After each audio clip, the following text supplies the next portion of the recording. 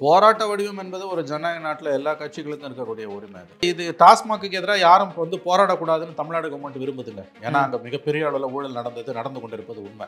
இந்த கவர்மெண்ட்ல மட்டும் இல்லை, எடப்பாடி பீரியட்லேருந்தே அது நடந்துகிட்டு தான் இருக்குது. பிடிஆர் நிதி அமைச்சராக இருக்கும்போது டாஸ்மாக் வருமானத்தில் 50% கணக்கில் வராமல் வெளியில் போகுதுன்னு பதவிக்கு வந்த உடனே சொன்னார். 2022 இதே மார்ச்சில் சொன்னார். அவர் சொன்னது எடப்பாடி பீரியட் சொன்னார். இந்த 4 வருஷத்துல இவங்க என்ன செஞ்சாங்க? ஒரே ஒரு பேட்டி பிடிஆரை கொடுக்க சொல்லுங்க. இந்தியாவிலே இவ்வளோ கேவலமான கவர்மெண்ட் கிடையாது. யார் இருந்தாலும் திமுக வேணா திமுக. அதோட உற்பத்தி செலவு 30 ரூபான்னா நமக்கு விற்கிறது வந்து 200 ரூபாய்க்கு விற்கிறாங்க. ஏன்னா 8 மடங்காண்டா ப்ராஃபிட் வருது. டாஸ்மாக் துறையில் மட்டும் வருமானம் கொட்டுது, மற்ற துறைகள் எல்லாம் கடனில் போடுது, போக்குவரத்து துறையெல்லாம் தெரியுது நமக்கு எப்படி போகுதுலாம். இப்படிப்பட்ட துறையில் ஒரு போக்குவரத்து, இந்த டாஸ்மாகில் மதுபானங்களை கொண்டு போகக்கூடிய அந்த போக்குவரத்து ஒப்பந்தத்திலேயே 100 கோடி வருஷத்துக்கு போகுதுன்னு இப்போ இடி சொல்லியிருக்காங்க. அந்த அளவுக்கு இதில் வருமானம் வர காரணம் என்ன? இல்லைங்க, இந்த டிரான்ஸ்போர்ட் ஊழல்லாம் இதில் ஒரு அங்கம். அது 100 கோடி தான். அது ஒன்றும் அவ்வளோ அதுவும் பெரிய ஊழல் தான். அதை விட முக்கியம் நான் சொன்னது 1000 பாட்டில் உற்பத்தி பண்ணதான் அந்த மதுபான ஆலையில் போனால் ரெக்கார்டு இருக்குது. அவன் யூஸ் பண்ண மின்சாரத்தை பார்த்தா அவன் 10,000 பாட்டில் உற்பத்தி பண்ணியிருக்கான்.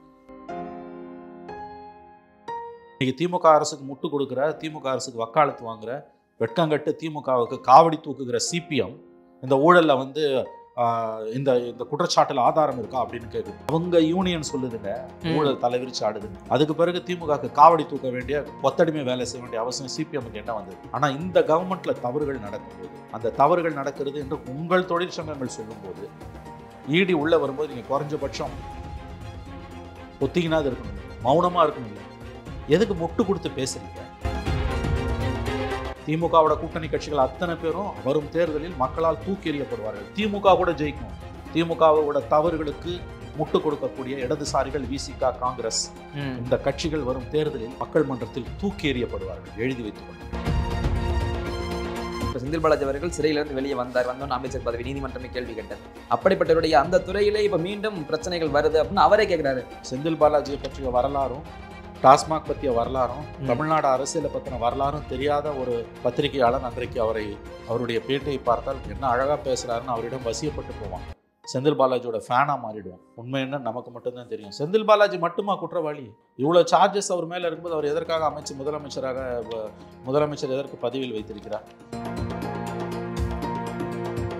வருஷத்துக்கு ஒரு தடவை, 2 தடவை, 3 தடவை, மினிமம் 2 தடவைக்கு மேலே ஜகத் வீட்டில் அமலாக்கத்துறை வீடு அலுவலகத்தில், இது வந்து இன்னைக்கு இல்லை, 30 வருஷம் மேலமா நடக்கிற அட்டூழியம். இப்போ அமலாக்கத்துறையும் சேர்ந்துக்கிச்சு. வருஷம் தீபாவளி, பொங்கல், ரம்ஜான், கிறிஸ்மஸ் மாதிரி ஜகத் வீட்லையும் ஆஃபீஸ்லையும் ரெய்டு வரும்.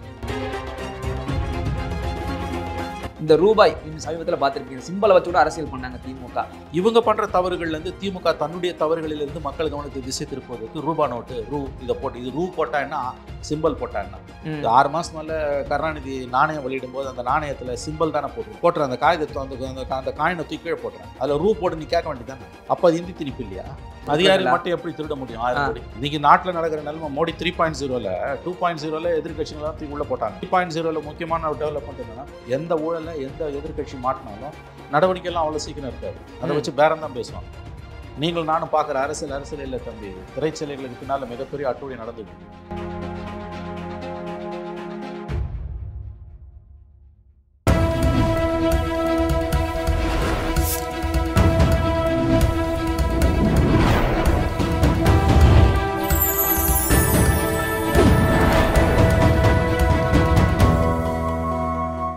சேனல் 5 தமிழ் நேயர்களுக்கு வணக்கம்.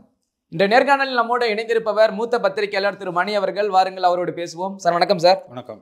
சார், இன்னைக்கு பாஜக பல இடங்களில் போராட்டத்துக்கு ரெடியானாங்க. ஆனால் காவல்துறையில அவங்களை கைது பண்ணிட்டாங்க. சில பேரை அரெஸ்ட் பண்ணியிருக்காங்க, சில பேரை வந்து போக்கூடாது தடுத்து நிப்பாட்டுறாங்க. காரணம், இந்த டாஸ்மாகில் 1000 கோடிக்கு மேல் முறைகேடு அப்படின்னு சொல்லிட்டு. இந்த செய்தி கேட்டோன்னா உங்களுக்கு என்ன தோணுச்சு? இதோட உண்மைத்தன்மை என்ன? போராட்ட வடிவம் என்பது ஒரு ஜனநாயக நாட்டில் எல்லா கட்சிகளுக்கும் இருக்கக்கூடிய உரிமை. அது அந்த போராட்டத்தை இவங்க தடுக்கிறாங்க, வீட்டு காவலில் வைக்கிறாங்கன்னா, வீட்டு காவலில் வைக்கிறதுலாம் அபத்தமாக இருக்குது. ஜம்மு காஷ்மீரில் பிஜேபி செய்கிற காரியத்தை தமிழ்நாட்டில் திமுக அரசு செய்வது என்பது ரொம்ப ரொம்ப அபத்தமானது. தமிழிசை சவுந்தரராஜன், வினோஜ் பி செல்வம் அவங்களெல்லாம் வந்து வீட்டு காவலில் வைக்கிற அளவுக்கு அவங்க என்ன தப்பு பண்ணாங்கன்னு தெரியல. பிஜேபி இந்தியா பூரா பண்ணுற அட்டூழியத்தை தமிழ்நாட்டில் திராவிட முன்னேற்ற கழகம் இன்றைக்கி பண்ணி கொண்டு இருக்கிறது. ஒரு அறவழி போராட்டம் இது. டாஸ்மாக்கு எதிராக ஊழல் நடந்திருக்குன்னு அவங்க போராடுறாங்க. டாஸ்மாகில் ஊழல் நடந்ததுன்றது எல்லாருக்கும் தெரியும். பிஜேபி கவர்மெண்ட்டில் ஊழல் நடக்குதுன்னா பிஜேபி கவர்மெண்ட்லேயும் தான் ஊழல் நடக்குது. இந்த டாஸ்மாக் ஊழல் இவ்வளோ நாள் அலோவ் பண்ணிட்டு இப்போ திடீர்னு வந்து பிஜேபிக்கு என்ன ஞானோதயம் வந்ததுன்னு அது நியாயமான கேள்வி. ஆனால் போராட்டமே நடத்தக்கூடாதுன்னு தடை பண்ணுறதும், வீட்டு காவலில் வைக்கிறதும் தலைவர்களை கைது பண்ணி வைக்கிறதும் ஏற்புடையதில்லை. அந்த கைது வந்து வெளிப்பாடு என்னவா சார் பார்க்கலாம்? பயத்தின் வெளிப்பாடாக பார்க்கலாமா? உண்மை தெரிஞ்சிருந்தேன். அதாவது இது டாஸ்மாக்கு எதிராக யாரும் இப்போ வந்து போராடக்கூடாதுன்னு தமிழ்நாடு கவர்மெண்ட் விரும்புதுங்க. ஏன்னா அங்கே மிகப்பெரிய அளவில் ஊழல் நடந்து கொண்டிருப்பது உண்மை.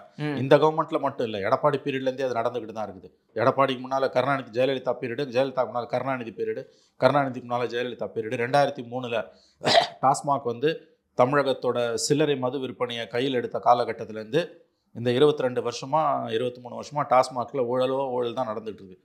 வெள்ளமாக வந்து அங்கே லஞ்சம் லாவண்யம் வந்து தலைவிரிச்சு ஆடுது.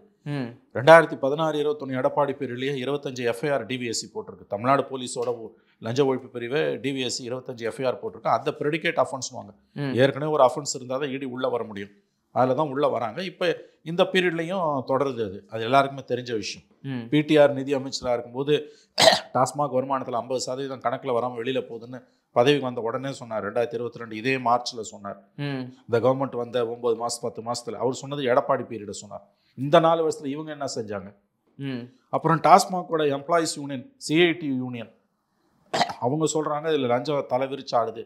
இன்றைக்கி டாஸ்மாக் மேலே எதிர்கட்சிகள், சமூக ஆர்வலர்கள், ஊழல் ஒழிப்பு இயக்கம் இவங்கெல்லாம் வைக்கக்கூடிய குற்றச்சாட்டை, ஈடி வைக்கக்கூடிய குற்றச்சாட்டை தான் டாஸ்மாக் எம்ப்ளாயிஸ் யூனியன் சொல்கிறாங்க. இன்றைக்கி திமுக அரசுக்கு முட்டு கொடுக்குற, திமுக அரசுக்கு வக்காலத்து வாங்குற, வெட்கங்கட்டு திமுகவுக்கு காவடி தூக்குகிற சிபிஎம் இந்த ஊழலில் வந்து இந்த இந்த குற்றச்சாட்டில் ஆதாரம் இருக்கா அப்படின்னு கேட்குது.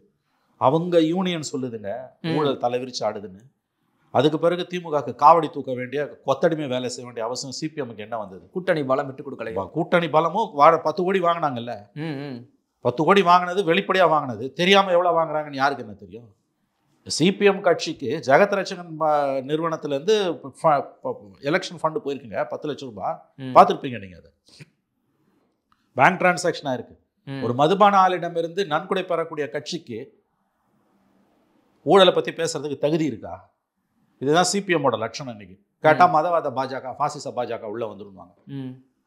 பிஜேபி அவங்க ஆளக்கூடிய மாநிலங்களில் அவன் லஞ்சம் வாங்குறான், ஊழல் பண்ணுறான். எதிர்கட்சிகள் ஆளக்கூடிய மாநிலங்களில் அது மேலே நடவடிக்கை எடுக்கிறான். அவன் கவர்மெண்ட்டில் நடவடிக்கை எடுக்கிறது இல்லை.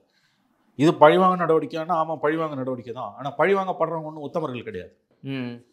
இவர்கள் வந்து பெரிய அளவில் ஊழல் பண்ணியிருக்காங்கன்றதுக்கு பிடிஆரோட ஸ்டேட்மெண்ட்டும் எம்ப்ளாயிஸ் யூனியனோட ஸ்டேட்மெண்ட்டே அவங்க தலைவர் சொல்கிறார், திருநிறை செல்வன், தலைவிரிச்சு ஆடுதி டாஸ்மாக்லன்னு. அப்புறம் எதுக்கு திமுகவோட கூட்டணி கட்சிகள் அதுக்கு முட்டு கொடுக்குறாங்க? கூட்டணி தேர்தல் நேரத்தில் தான். மற்ற நேரத்தில் திமுக கவர்மெண்ட் செய்யக்கூடிய பாவங்களுக்கு எதுக்கு இடதுசாரிகளும் காங்கிரஸும் துணை போகணும்? குறிப்பாக இடதுசாரிகள். ஸ்டாலின் அரசாங்கத்தோட பாவங்களுக்கு இடதுசாரிகள், சிபிஎம் குறிப்பாக எதற்காக சிலுவை சுமக்க வேண்டும்? வெட்கமே இல்லாமல் சிபிஎம்மோட செய்தி தொடர்பாளர்கள் தொலைக்காட்சி வாதங்களில் பேசுகிறாங்க, இந்த ஊழலில் ஆதாரம் இருக்கிறது, இந்த குற்றச்சாட்டுக்கு ஆதாரம் இருக்கிறதான்னு. உங்க தொழிற்சங்கம் சொல்லுது சார், குறைஞ்சபட்சம் உங்களுக்கு கண்ணு இருக்கணும், காது இருக்கணும். இந்த அளவுக்கு திமுக கிட்ட கொத்தடிமையாக போக வேண்டிய அவசியம் உங்களுக்கு என்ன வந்தது? வெட்கமாக இல்லையா உங்களுக்கு? இந்த கட்சி தலைவர்கள் தெரிவிக்கட்டும், ஆதாரம் கேட்கட்டும். ஒருத்தவங்க இன்னொருத்தவங்க வந்து தலைவர் தாடுன்னு சொல்லல. இல்லைங்க, சிபிஎம் எப்படிங்க கேட்கும்? யூனியன் சொல்லுது இல்லை. சிஐடி யாருங்க? அவங்களோட யூனியன் தான். அப்புறம் என்னங்க? சிஐடி சொல்றான் இல்லைங்க, அங்க தலைவிரிச்சு ஆடுது, வெள்ளமா ஓடுது பணம், ஆயிரக்கணக்கான கோடி மோசடி, அரசாங்கத்துக்கு வர வேண்டிய பணம் வெளியில சுத்துது, கணக்கிலேயே வராம சரக்கு விற்கிறானுங்க, டைரக்டா ஃபேக்டரியிலேருந்து பாருக்கு எடுத்துட்டு போறான், டைரக்டா டாஸ்மாக் கடையில் 40% சரக்கு வந்து கணக்கில் வராத சரக்குன்னு உங்க யூனியன் சொல்லுது. ஆதாரம், எந்த ஆதாரம் உனக்கு வேணும்? இவ்வளவு தூரம் நீங்க மனசாட்சி அடகு வச்சு திமுகவுக்கு சொம்படிக்க வேண்டிய, முட்டு கொடுக்க வேண்டிய அவசியம் உங்களுக்கு என்ன வந்தது? இது வரைக்கும் வரலாறுல இல்லாத அளவுக்கு இடதுசாரிகள் திமுகவிடம் விலை போயிருக்கிறார்கள். என்ன காரணம் நினைக்கிறீங்க? எல்லாருக்கும் தெரிஞ்ச காரணம் தான். எதுக்கு நான் சொல்லணும்? இல்ல அது மட்டும் தானா, இல்ல வேற எதுவும் காரணங்கள் இருக்கான்னு கேட்கிறேன். ஒரு மனிதன் எப்படிங்க, ஒரு இயக்கமோ ஒரு மனிதனோ இந்த அளவுக்கு வந்து மனசாட்சி அடகு வச்சுட்டு, அதுவும் சித்தாந்த பின்புலம் கொண்ட ஒரு கட்சி, 1000 விமர்சனம் இருந்தாலும் அவன் ஒரு சித்தாந்த பின்புலம் கொண்ட கட்சி, அவர்கள் காசுக்கு விலை போகாதவர்கள் என்பது இன்னைக்கு இருக்கக்கூடிய ஒரு கருத்து. அப்படி இருக்கும்போது இந்த தவறுகள் நடக்கும்போது ஏன் நீங்க துணை போறீங்க? நீங்க பிஜேபி எதிர்ப்புன்ற விஷயத்துல திமுகவுக்கு ஆதரவா இருக்கிறது பாராட்டத்தக்கது. அதை யாரும் உங்களை கேள்வி கேட்கல. இன்னைக்கு பிஜேபி கவர்மெண்ட் தமிழ்நாட்டை போட்டு நசுக்கிறான், கூட்டாட்சி தத்துவத்தை கொலை பண்றான், நிதி கொடுக்காம நம்ம கழுத்தை நெரிக்கிறான், நம்மளை பட்டினி போட்டு சாவடிக்கிறான், அவனோட சித்தாந்தங்களை கொண்டு வந்து திணிக்கிறான், மும்மொழி கொள்கை மூலமா ஹிந்தியை திணிக்கிறான், RSS சித்தாந்தத்தை NEP மூலமா திணிக்கிறான், தொகுதி மறுவரையில் நமக்கு துரோகம் பண்ணுறதுக்கு வாய்ப்பு இருக்குது. அதனால் இது எல்லாம் ஸ்டாலின் இதுக்கு எதிராக போராடக்கூடிய போராட்டங்கள் நியாயமானவை. அதுக்கு நீங்கள் ஸ்டாலின் பக்கம் நில்லுங்க, திமுக பக்கம் நில்லுங்க, ஆதரவு கொடுங்க, 100% அதில் மாற்று கருத்து இல்லை. ஆனால் இந்த கவர்மெண்ட்டில் தவறுகள் நடக்கும்போது, அந்த தவறுகள் நடக்கிறது என்று உங்கள் தொழிற்சங்கங்கள் சொல்லும்போது, ஈடி உள்ளே வரும்போது நீங்கள் குறைஞ்சபட்சம் பொத்திக்கினாது இருக்கணும்ல, மௌனமாக இருக்கணும்ல. எதுக்கு முட்டு கொடுத்து பேசுறீங்க? மக்கள் மன்றத்தில் நீங்கள் தூக்கி எறியப்பட போகிறீர்கள், எழுதி வச்சுக்கோங்க. திமுகவோட கூட்டணி கட்சிகள் அத்தனை பேரும் வரும் தேர்தலில் மக்களால் தூக்கி எறியப்படுவார்கள். திமுக கூட ஜெயிக்கும். திமுகவோட தவறுகளுக்கு முட்டு கொடுக்கக்கூடிய இடதுசாரிகள், விசிக, காங்கிரஸ், இந்த கட்சிகள் வரும் தேர்தலில் மக்கள் மன்றத்தில் தூக்கி எறியப்படுவார்கள், எழுதி வைத்துக் கொள்ளுங்கள். சார், நீங்கள் பேசும்போது சொன்னீங்க இந்த நிறைய பாஜகவில் வந்து கூட்டாட்சி தத்துவம் குலைக்கப்படுகிறது, நிறைய மும்மொழி கொள்கை, மறுசீரமைப்பு இதெல்லாம் சொன்னீங்க. ஆனால் இந்த ரூபாய் நீங்கள் சமீபத்தில் பார்த்துருப்பீங்க, சிம்பலை வச்சு கூட அரசியல் பண்ணாங்க திமுக. இப்போ இந்த மாதிரியான ஒரு குற்றச்சாட்டுகள் வருது, இது திசை திருப்பணும் தான் இந்த மாதிரி குற்றச்சாட்டில் அவங்க இந்த மாதிரியான ஒரு தாக்கத்தை ஏற்படுத்துறாங்க திமுக. ஆனால் இதுக்கு வாய் திறக்க மாட்டாங்க அப்படின்னு கருத்து இருக்குல்ல? உண்மைதாங்க. 2 பேரும் மாற்றி தேச திருப்புறாங்க. அவங்க வந்து திமுக அரசு எழுப்பக்கூடிய நியாயமான கோரிக்கைகள் இருக்கு இல்லையா, அதுலேருந்து திசை திருப்புறதுக்கு அவன் வந்து மும்மொழி கொள்கை, NEP, தொகுதி மறுவரையில் நியாயமான கோரிக்கைகளை கண்டுக்காமல் அவங்க பிஜேபி கவர்மெண்ட் இருக்குது. இவங்க பண்ணுற தவறுகள்லேருந்து திமுக தன்னுடைய தவறுகளிலிருந்து மக்கள் கவனத்தை திசை திருப்புவதற்கு ரூபா நோட்டு, இது போட்டு, இது ரூ போட்டா என்ன, சிம்பிள் போட்டா என்ன. 6 மாதம் மேலே கருணாநிதி நாணயம் வெளியிடும் போது அந்த நாணயத்தில் சிம்பிள் தானே போட்டுருது. ஆமாம், போட்டுற அந்த காகிதத்தை அந்த காயினை தூக்கி கீழே போட்டுறேன், அதில் ரூ போட்டு நீ கேட்க வேண்டியதானே. அப்போ அது இந்தி திணிப்பு இல்லையா? அப்போ அவங்களுக்கு இனிச்சுதா? 2 பேரும் நல்லா ஏமாத்துறாங்க. பிஜேபி ஏமாத்துதுன்றது தெரியும். அதே பாணியை தான் தமிழ்நாட்டில் திமுகவும் கடைபிடிக்குது. 2 பேரும் மக்களை ஏமாத்துறாங்க. பிஜேபி ஏமாத்துது தேசிய அளவில், மாநில அளவில் திமுக ஏமாத்துது.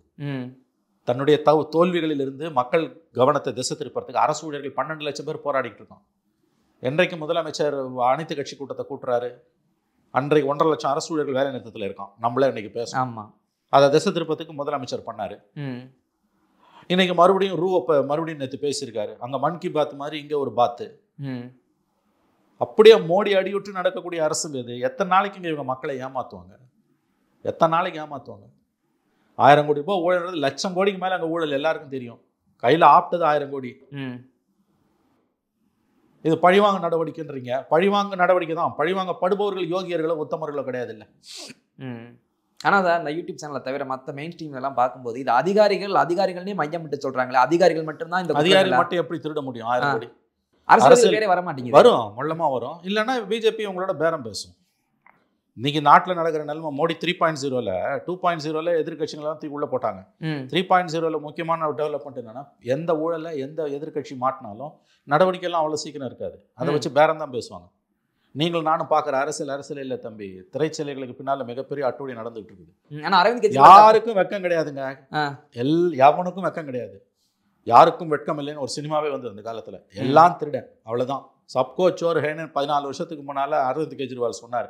கடைசியில் அவரே திருடனா மாறினார். ஆனால் அதுதான் உண்மை. இந்த இடி ரெய்ட்லலாம் பெருசாக திமுக ஒன்றும் பாதிப்பு வரும்னு எனக்கு தோணலை. இதை வச்சு ஒரு அரசியல் ரீதியாக அவங்களுக்கு டேமேஜ் பண்ணுவாங்களே ஒழிய யாரையும் கைது பண்ண மாட்டாங்க. முதலமைச்சர் வீடு வரைக்கும்லாம் அது சத்தியமாக போவாது. அதுக்கு முன்னாலே இதை முடிச்சுடுவாங்க. ஏன்னா இவர்களும் மிகவும் திறமசாலிகள். அவங்கள மாதிரிலாம் ஆதாரத்தை வச்சுட்டுலாம் இவங்க தவறுகளை செய்ய மாட்டார்கள். இவர்கள் விஞ்ஞான ஊழலில் PhD பட்டம் வாங்கியவர்கள். பிஜேபிக்கு இவங்களை பழி வாங்கணுன்ற எண்ணம். மறுபடியும் செந்தில் பாலாஜி மாதிரியெல்லாம் யாரையும் கைதெல்லாம் செய்ய மாட்டாங்க. கிடைச்ச ஆதாரங்களை வச்சு பேரம் நடக்கும், அவ்வளோதான். அந்த விஞ்ஞான ஊழலுக்கு பெயர் சரியா இருக்குமா? ஆமாம், விஞ்ஞான ஊழல் அது. அதனால் அவங்க கிட்ட போக முடியாது. பிஜேபிக்காரர்களும் ஈடியும் ஒன்றும் உத்தமர்கள் கிடையாது. இவர்கள் இதை வைத்துக்கொண்டு இவர்களை வழிக்கு கொண்டு வர பார்ப்பார்கள். எப்படி கொண்டு வர பார்ப்பார்கள்னா, அங்கே தான் பேரம் நடக்கும்.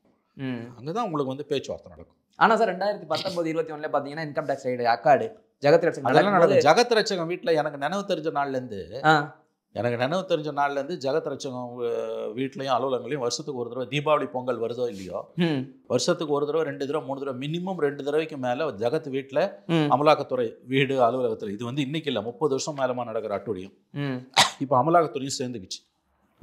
வருஷம் தீபாவளி, பொங்கல், ரம்ஜான், கிறிஸ்மஸ் மாதிரி, பிள்ளையார் சதுர்த்தி மாதிரி, கிருஷ்ண ஜெயந்தி மாதிரி ஜெகத் வீட்லையும் ஆஃபீஸ்லையும் ரெய்டு வரும். இது காலாகாலமாக நினைவு கட்டாத காலம் தொட்டு, கற்ப கோடி காலம் தொட்டு ஜெகத் வீட்டில் நடக்கிற ரெய்டு. அது வருமான வரித்துறை மட்டும் வரும். இப்போ அமலாக்கத்துறையும் சேர்ந்துக்குச்சு. அவ்வளோதான், இதுக்கு மேலே ஒன்றும் கிடையாது. இவ்வளோ ரைடு நடக்குது. ஒரு தொடர்ந்து எம்பியாக தான் இருக்காரு. அது ஏன் சார்? அதான் கேட்குறேன். அந்த மாதிரி எதுவுமே ஒரு தாக்கமே இருக்க மாட்டேங்குது. ரைடு மட்டும் நடந்துட்டு போகுது. உங்கள் வெக்கங்கட்ட சிஸ்டம் அந்த மாதிரி இருக்குது. உங்களுடைய சட்டம் அவ்வளோ கேவலமாக இருக்குது. ஒருத்தன் எவ்வளோ வேணால் கொள்ளடிக்கலாம். நீங்கள் ரைடு பண்ணி 1000 கோடி எடுத்துன்னு போவீங்க. ப்ரெஸ் ரிலீஸ் போன வருஷம் ஜகத் அடையாறில் ஒரு வீடு ஆஃபீஸ்லாம் ரைடு முடிச்சோன்னே அமலாக்கத்துறை கொடுத்த ஸ்டேட்மெண்ட்டு 900 கோடிக்கு அவர் வீட்டிலேருந்து வந்து எடுத்திருக்காங்க அப்படின்னு வருமான வரித்துறை கொடுத்த ஸ்டேட்மெண்ட். அதுக்கு பிறகு அமலாக்கத்துறையும் உள்ளே வந்தது. நோட்டீஸ்லாம் அனுப்புனாங்க வந்து ஆஜராகணும்னு. ஒன்றும் ஆள். அதுக்கு பிறகு 27,000 கோடிக்கு இலங்கையில் முதலீடு பண்ணாங்க அவங்களுடைய மகள். 2021 மார்ச் அதை இந்து பேப்பர் தெளிவாக எழுதிச்சு. இலங்கையில் இருக்கக்கூடிய எண்ணெய் துறப்பன கான்ட்ராக்டுக்காக ஒரு சைனீஸ் கம்பெனி கிட்ட கான்ட்ராக்ட் எடுத்திருந்த ஒரு துபாய் கம்பெனி, அந்த கம்பெனி கான்ட்ராக்ட்லேருந்து வெளியில் போகிறான் சப் கான்ட்ராக்ட். அந்த சப் கான்ட்ராக்டை ஜகத்தோடைய மகளுடைய நிறுவனம் எடுக்குது 27,000 கோடிக்கு. 2021 அல்லது 22 மார்ச் மாதம் த ஹிந்து நாளிதழ் அதை செய்தி வெளியிட்டது. இவ்வளோ பணம் எங்கேருந்து வந்தது? அவர் தான் சடையப்ப விடல். யாருக்கு? திமுகவுக்கு. நான் சொல்லலை, கலைஞர் சொல்வார். 2010 ஃபேமஸ் வேர்டு கலைஞர் முதலமைச்சர் வந்தபோது ஒரு பொதுக்கூட்ட மேடையில் ஜெகத்தை வச்சுக்கிட்டு சொன்னார், அன்பு தம்பி ஜெகத் ரட்சகன் யார்? திமுகவுக்கு சடையப்ப விடல். சட்டம் எளியவனுக்கு மட்டும்தான் பொருந்துமா? சட்டம் எளியவனுக்கு தாங்க. சட்டத்தின் முன் அனைவரும் சமம் என்பது ஏட்டு சுரக்காய். மூடர்கள் தான் சொல்லுவார்கள் சட்டத்தின் முன் அனைவரும் சமம் என்று. இருக்கிறவனுக்கு ஒரு சட்டம், இல்லாதவனுக்கு ஒரு சட்டம். அதுதான் இந்தியா. இது நான் திமுக மட்டும் சொல்ல, எல்லாருக்கும். பிஜேபி ஒன்றும் யோகிய சீலர்கள் கிடையாது. இப்போ இதை ரெய்டு இப்போ வருது, 3 நாள் எடுத்தானுங்க 1000 கோடி. இன்னும் தொடர்ந்து ரெய்டு போவாங்க. அதுக்கு பிறகு ஒரு ஃபிகர் வரும் எவ்வளோ மொத்தமாக திருடி இருக்காங்க அப்படின்னு. உடனே நடவடிக்கை எடுத்துருமா? புலி பாஞ்சு பிடிக்குமா? அவங்கள பிடிக்காது. அதுக்கு பிறகு பேரம் நடக்கும். கடைசியாக தான் அது 2 தரப்புக்கும் பேரம் நடக்கும். பேரம் படியிலன்னா தான் நடவடிக்கை. சரி, எனக்கு ஒரே ஒரு சந்தேகம் மட்டும். எனக்கு தெரிஞ்ச விவரம் தெரிஞ்சு இந்த டாஸ்மாகில் இந்த 10 ரூபா 20 ரூபா 30 ரூபா கூட வச்சு வைக்கிறான்னு எல்லாருமே காலங்காலமாக சொல்லிக்கிட்டு தான் இருக்காங்க. ஏன் அது நம்ம ஊர் போலீஸ் காவல்துறைக்கெல்லாம் தெரியாதா? இதுக்குன்னு அவங்க வந்து இந்த 10 ரூபாங்கிறது ஒன்றுமே இல்லைங்க. ஆக்சுவல் ஊழல் 10 ரூபான்றது ஒன்றுமே கிடையாது. அந்த 10 ரூபா ஊழலே கிடையாது. அது பாவம் அந்த கடையில் விற்கிறான் பார்த்தீங்களா, அவன் வந்து அங்கே வந்து அவங்களுக்கு சம்பளம் கிடையாது. 10,000 ரூபாய் 15,000 ரூபாய் சம்பளம். எந்த பணி பாதுகாப்பும் கிடையாது. அவன் வேலை செய்கிறவனோட ஆயுள் வந்து ரொம்ப குறைவு. 2 வருஷத்தில் அவன் குடிச்சு அவனும் குடிப்பான். குடிக்கலன்னா வேலை செய்ய முடியாது. குடிச்சு 10 வருஷத்தில் அதிகபட்சம் குடல இருந்து சாவான். குடும்பம் தெருவில் நிற்கும். அவனுக்கு எந்த பணி பாதுகாப்பும் கிடையாது, பென்ஷன் கிடையாது, எதுவுமே கிடையாது அவனுக்கு. 2வது அவன் அந்த பணத்தை வச்சு தான் போலீஸுக்கு மாமல் கொடுக்கணும்.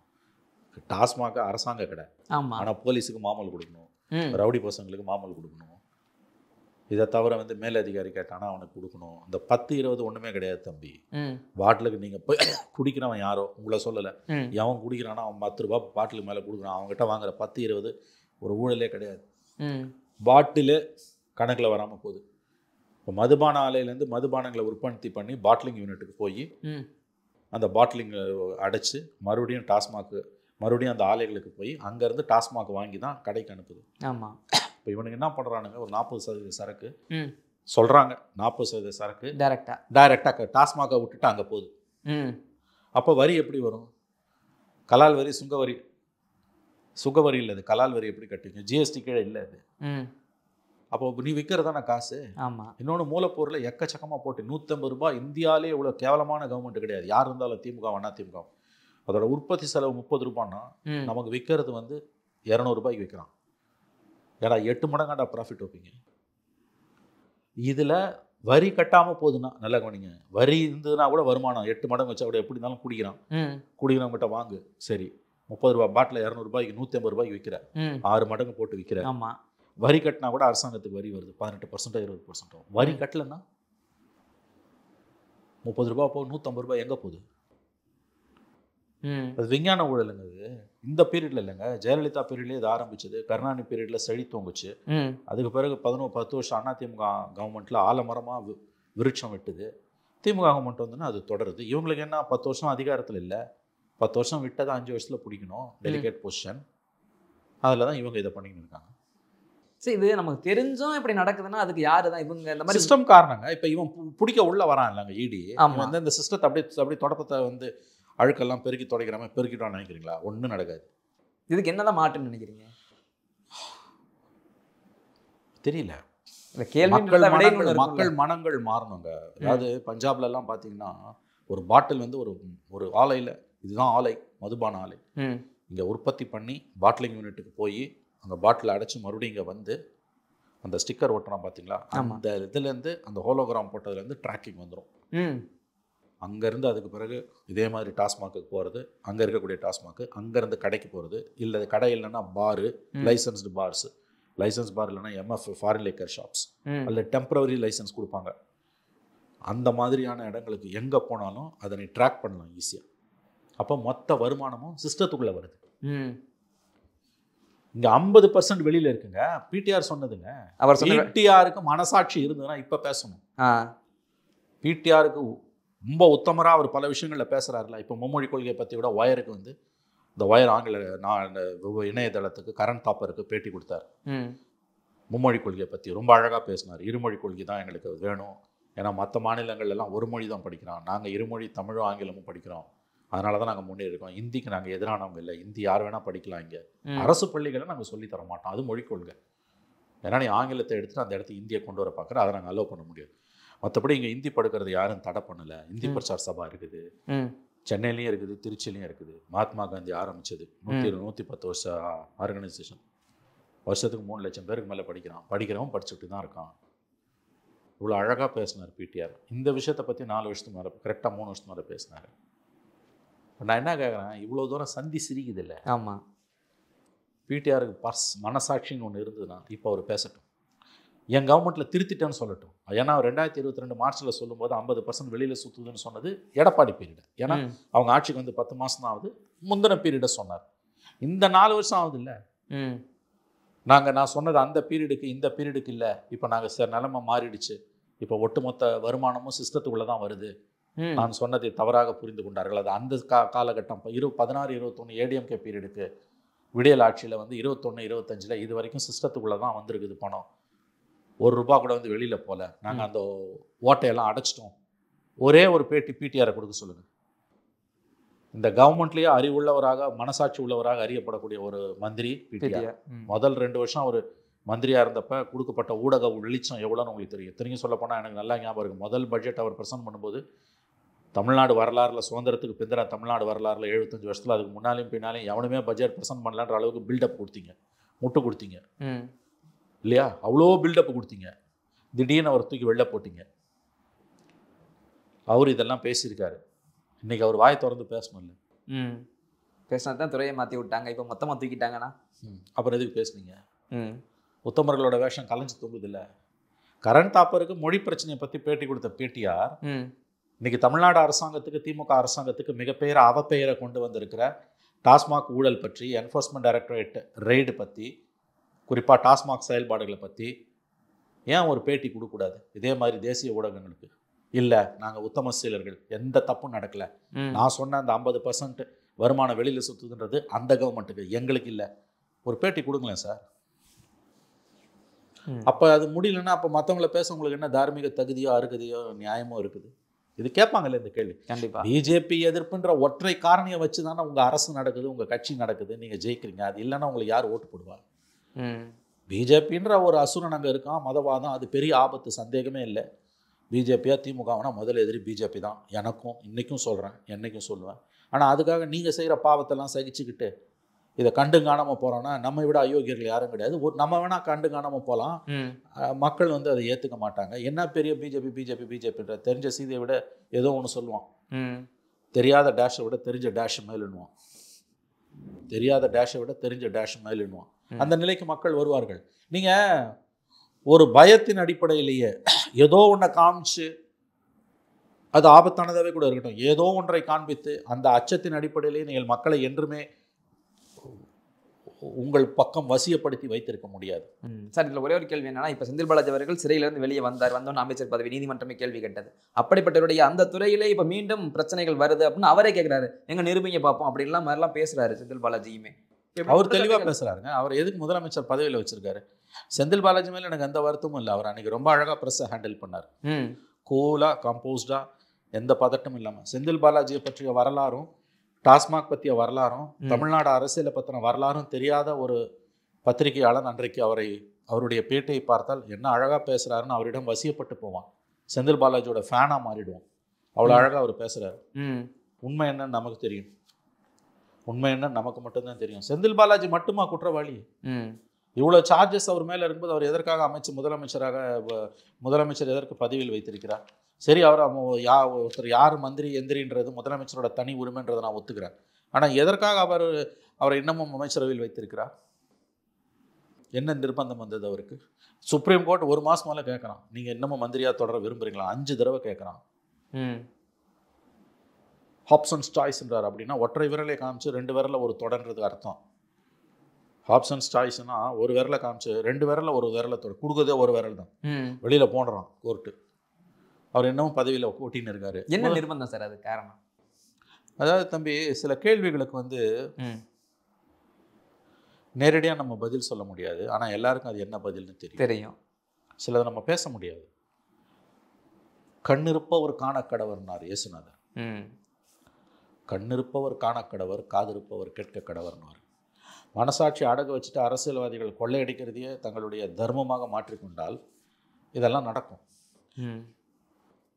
இது எல்லாத்தையும் சொல்கிற அதே நேரத்தில் இந்த நடவடிக்கைகளை அமலாக்கத்துறையை டாஸ்மாக் மீது ஏவி விட்டிருக்கக்கூடிய பிஜேபியோ அதனுடைய அரசோ மோடியோ அவர்கள் ஒன்றும் உத்தமர்கள் கிடையாது. இவர்களை விட மிகப்பெரிய பாவங்களை செய்தவர்கள், சந்தேகமே கிடையாது. இது தமிழ்நாடு மக்களோட சாபக்கேடு. இது ஒன்று இந்த பக்கம் இல்லை அந்த பக்கம், 2 பேரும் சரியில்லை. சார், எனக்கு கடைசியாக ஒரு கேள்வி. 36 துறைகள் இருக்குன்னா அதில் இந்த டாஸ்மாக் துறையில் மட்டும் வருமானம் கொட்டுது, மற்ற துறைகள்லாம் கடனில் போடுது, போக்குவரத்து துறையெல்லாம் தெரியுது நமக்கு எப்படி போகுதுன்னெலாம். இப்படிப்பட்ட துறையில் ஒரு போக்குவரத்து, இந்த டாஸ்மாகில் மதுபானங்களை கொண்டு போகக்கூடிய அந்த போக்குவரத்து ஒப்பந்தத்திலே 100 கோடி வருஷத்துக்கு போகுதுன்னு இப்போ இடி சொல்லியிருக்காங்க. அந்த அளவுக்கு இதில் வருமானம் வர காரணம் என்ன? நீங்கள் சொல்கிற மாதிரி இதில் வர வருமானத்தை வச்சு வந்துருமா? இல்லை நம்ம சொன்னமே பாட்டிலுக்கு 10 ரூபா, ஒரு கோடி பாட்டில் விற்றா 10 கோடி வருதே அப்படின்னு கணக்கு போட்டு அந்த மாதிரி இதுலையும் போகுமா? இல்லைங்க, இந்த டிரான்ஸ்போர்ட் ஊழல்லாம் இதில் ஒரு அங்கம். அது 100 கோடி தான். அது ஒன்றும் அவ்வளோ அது பெரிய ஊழல் தான். அதை விட முக்கியம் நான் சொன்னது 1000 பாட்டில் உற்பத்தி பண்ணதான் அந்த மதுபான ஆலையில் போனால் ரெக்கார்டு இருக்குது. ஆனால் யூஸ் பண்ண மின்சாரத்தை பார்த்தா அவன் 10,000 பாட்டில் உற்பத்தி பண்ணியிருக்கான். புரியுது? 1000 பாட்டில் தான் உற்பத்தி பண்ணியிருக்கான். 1000 பாட்டில் தான் கணக்கு காமிக்கும். ரொம்ப சுருக்கமாக சொல்லணும், 1000 பாட்டில் தான் ப்ரொடியூஸ் பண்ணியிருக்கான்ப்பா. 1000 பாட்டில் ப்ரொடியூஸ் பண்ணதுக்கு கணக்கு காமிக்கிறான். 1000 பாட்டில் ப்ரொடியூஸ் பண்ணான்னு கணக்கு காமிக்கிறான். அந்த மூலப்பொருளெல்லாம் வச்சு காமிக்கிறான். ஆனால் யூஸ் பண்ண மின்சாரத்தை பார்த்தா 10,000 கோடிக்கு யூஸ் பண்ணியிருக்கான். அதே மாதிரி மூலப்பொருளையும் பிரச்சனை இருக்குது. 1000 பாட்டிலுக்கு மேலேயே யூஸ் பண்ணியிருக்கான். அப்படின்னா என்ன அர்த்தம்? மிச்சம் இருக்க 9000 பாட்டிலுக்கு வரி கட்டல. அது டாஸ்மாக் இல்லாமல் டைரெக்டாக பிளாக் மார்க்கெட் போகுது. அங்கேருந்து இங்கேருந்து இங்கே போகணும். இதை இடத்த பைபாஸ் பண்ணிட்டு நேராக போகுது. இந்த ஊழலெல்லாம் நிரூபிக்கிறது ரொம்ப கஷ்டங்க. சார், கஷ்டம் ஓகே. ஆனால் மக்களுக்கே, அடித்தட்ட மக்களுக்கே தெரியுது இந்த எஸ்என்ஜே, கல்ஸு, அக்காடி இது எல்லாமே யாருக்குன்னு, யாருடையதுன்னு மக்களுக்கு தெளிவாக தெரியுது. 90% திமுக காரர்களாக நடத்தப்படுறது. ஆமாம், 10% தான் மற்றவன் பேருக்கு. அப்போ இது பணம் எங்கே சுற்றுது? அது அந்த கேள்வி தான். அந்த கேள்வி சாதாரண மக்களுக்கு இருக்கு. ஆனால் என்ன சார் பண்ண முடியும்? அவங்களால கேள்வியை மட்டும் வச்சுட்டு பதில் கிடைக்கலன்னு என்ன தான் பண்ணுவாங்க அவங்களும்? மிகப்பெரிய கேள்வி கேட்குறீங்க. கேட்ட இடம் தான் தப்பு. நீங்கள் போய் இதை கேட்க வேண்டியது சித்தரஞ்சன் சாலையில் கேட்கணும். மதுபான ஆலைகளை உற்பத்தி பண்ணுறவங்க உங்கள் கட்சிக்காரங்க. 5 வருஷம் நீங்கள் அதிகாரத்துக்கு வந்த பிறகு எவ்வளோ சரக்கு நீங்கள் வாங்கினீங்க? ஒன்றும் இல்லைங்க. இந்த அரசு எவ்வளோ ஒரு மக்கள் விரோத அரசுன்றதுக்கு நான் ஒரு உதாரணம் சொல்கிறேன். அறப்போர் இயக்கம் ஜெயராம சொல்கிறாரு, ஆர்டிஐயில் எவ்வளவு பாட்டில்ஸ், எந்த மதுபான வகைகள், என்ன பிராண்டு, எந்தெந்த ஃபேக்ட்ரியிலேருந்து நீங்கள் வாங்குறீங்க, எது ஃபாஸ்ட் மூவிங் பிராண்டு, அதை எங்கே வாங்குறீங்க அப்படின்னு ஆர்டிஐயில் போட்டு கேட்டால் கொடுக்க மாட்டேன்றான். ஆர்டிஐயில் நீ கொடுக்க மாட்டேன்னு தகவலை எதை சொல்ல முடியும்னா, தேச பாதுகாப்பு சம்மந்தப்பட்ட விஷயத்தை தவிர வேறு எதையுமே நீ மறைக்க முடியாது. இப்போ நீ கியூ பிரான்ச்சில் போய் நக்சலைட்டுகளை ஹேண்டில் பண்ணுற, தீவிரவாதிகளை ஹேண்டில் பண்ணுற கியூ பிரான்ச் இருக்குல்ல, அந்த கியூ பிரான்ச்சில் போய் நீங்கள் 10 வருஷத்துக்கு முன்னால் ரெஜிஸ்டர் பண்ண ஒரு கேஸை பற்றி அது எந்த கட்டத்தில் இருக்குது, சார்ஜ் ஷீட் ஃபைல் பண்ணதா, இத்தனாம் தேதி தந்தி பேப்பரில் வந்திருக்குது. ஆனால் இன்றைக்கி அதோட விசாரணை எந்த கட்டத்தில் இருக்குது, எனக்கு தகவல் கொடுங்கன்னா அவன் கொடுக்க மாட்டேன்னு சொன்னால் அது ஒன்றும் பெரிய விஷயம் கிடையாது. ஏன்னா அதில் என்ன ஒரு போர்வையில் ஒளிஞ்சிக்கலாம்னா ஆக்சுவலாக அதையும் கொடுக்கணும். ஆனால் ஒரு 10% லாஜிக் உண்டு.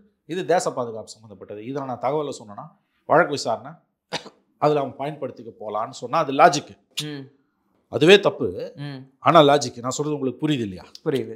ஒரு உதாரணத்துக்கு சொல்கிறேன். இப்போ 2012 இதில் தருமபுரி முந்திரிக்காடில் ஒரு நக்சலைட்டோடு நடைபெற்ற துப்பாக்கி சண்டையில் ஒரு நக்சலைட் கொல்லப்பட்டார். 6 நக்சலைட்டுகள் கைது செய்யப்பட்டார்கள்.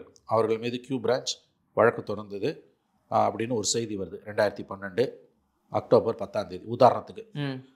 2013 ஏப்ரல் 6ஆம் தேதி அவர்கள் மீது குற்றப்பத்திரிகை தருமபுரி நீதிமன்றத்தில் தாக்கல் செய்யப்பட்டது. இந்த 2 பேப்பர் கட்டிங் எடுத்துக்கிட்டு இன்னைக்கு அந்த வழக்கு விசாரணை எந்த கட்டத்தில் இருக்குன்னு நீங்கள் ஒரு RTI போட்டிங்கன்னா நியாயப்படி பார்த்தா அவன் கொடுக்கணும்.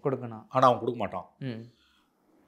இது தேச பாதுகாப்பு சம்மந்தப்பட்டதுன்னு ஒரு பதிலை சொல்லிடுவான். இன்னொன்று என்னன்னா, கலைஞர் பீரியட்லேயே கியூ பிரான்ச் சம்மந்தப்பட்ட விஷயங்களில் தகவல்களை கொடுக்க வேணாம்னு எக்ஸம்ஷன் கொடுத்துட்டாங்க அவங்களுக்கு. புரியுதா நான் சொல்கிறது? இந்த வெரைட்டி எக்ஸம்ஷனுக்கு கீழே வருதுன்னா ஆட்டோமேட்டிக்காக டிஸ்மிஸ் ஆகிடும். ஒருவேளை கவர்மெண்ட் ஜிஓ அப்படி இல்லைன்னா அவங்க புதுசாக இல்லை அவங்க என்ன பண்ணுவாங்க, இது தேச பாதுகாப்பு கொடுக்க முடியாதுன்னு சொல்லுவாங்க. அது எனக்கு புரியுது, நமக்கு புரியுது. அது ஏன்னா அது வேற இஷ்யூ. குடிக்கிறது தேச பாதுகாப்பு சம்மந்தப்பட்டதா? குடிக்கிறது மட்டும் இல்லைங்க, எந்த ஃபேக்டரியிலேருந்து எந்த பிராண்டை டாஸ்மாக் எவ்வளோ ப்ரொக்யூர் பண்ணிச்சுன்னு ஒரு தகவல் கேட்டால் அதை நான் கொடுக்க மாட்டேன்னு எப்படிங்க டாஸ்மாக் சொல்ல முடியும்? அப்போ ஏன் சொல்கிற நீ உனக்கு வேண்டியப்பட்டவனுக்கு நீ கொடுக்குற, அங்கே எந்த வெளிப்படைத்தன்மையும் கிடையாது, அதை கேள்வி கேட்கக்கூடாது, வருமானம் எவ்வளோ உள்ளே வருது வெளியில் போகுதுன்னு தெரியல, அப்போ இங்கேயே முறைகேடு வருதுல்ல. வெரி சிம்பிளுங்க. டாஸ்மாகோட ப்ரொசீடிங்ஸை RTI கீழே கொடுக்க உங்களுக்கு என்ன தயக்கம்? நான் சொல்லலை, நக்சலைட் இஷ்யூ, கியூ பிரான்ச்சு, மத தீவிரவாதிகள், நீ கேட்டினா அவன் கொடுக்க மாட்டான், புரியுது. அதை நம்ம ஒன்றும் கொஸ்டினே பண்ண முடியாது, கோர்ட்டுக்கு போனால் கூட நம்ம நிற்காது. இது என்னங்க கதை? அப்போ இந்த இந்த இந்த இந்த ஊழல், இந்த கொள்ளை, தமிழ்நாட்டையே சூறையாடிட்டு இருக்க இந்த கல்ச்சர் எங்கேருந்து வருது? RTI கீழே ஏன் கொடுக்க மாட்டேன்? நீங்கள் ஒன்றும் இல்லை, அறப்போர் இயக்கம் ஜெயராமனை போய் பேட்டி எடுங்க, இதை பற்றி அவர் தெளிவாக சொல்லுவார். ஏற்கனவே பேசியிருக்காரு. அங்கே எவ்வளோ தூரம் ஊழல் மலிஞ்சு கிடக்குன்னா RTI கீழே அதை கொடுக்க மாட்டேன்றான். அப்போ எவ்வளோ தப்பு நடக்குது?